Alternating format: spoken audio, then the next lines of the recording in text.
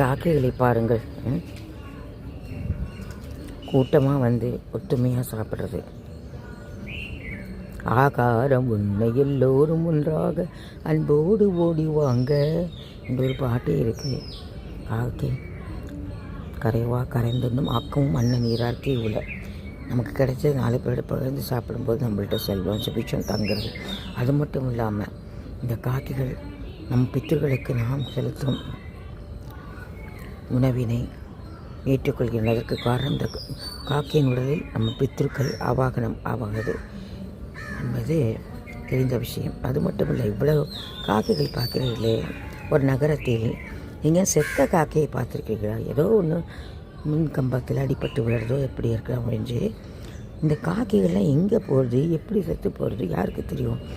ஒரு கால் அந்த உடம்போடு சொர்க்கத்துக்கு போகிறதோ, இல்லை எங்கான மறைவான இடத்தில் போய் அப்படியே மெதுவாக தன் உயிரை முடித்துக் கொள்கிறதா தெரியவில்லை. மேபி அதுக்குள்ளே ஒரு சின்ன சிப்பை போட்டு ஆராய்ஞ்சால் தெரியும்.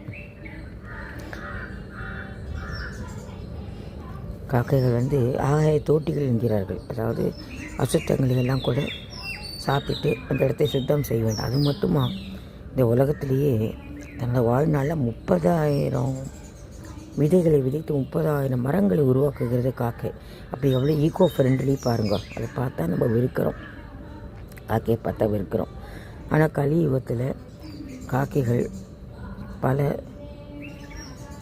நன்மைகளை நமக்கு செய்கின்ற. முதல்ல மரங்களை வளர்க்குறது, 2வது நாம் கொடுக்கும் உணவை ஏற்றுக்கொண்டு நமக்கு மனசார ஒரு ஆசீர்வாதம் வழங்குகிறது. 3வது காக்கை சனி பகவானோட வாகனமாக இருப்பதால் அதற்கு நம் உணவு கொடுக்கும் மூலம் சனி பகவானையும் பிரீதி செய்கிறோம்.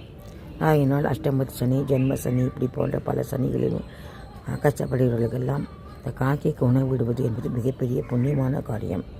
ஸோ காக்கைக்கு உணவிடுங்கள். அது மூலமாக அது 30,000 மடங்கள் நிறைகிறது பற்றிய அந்த புண்ணியத்திலும் உங்களுக்கு ஒரு பங்கு கிடைக்கும்.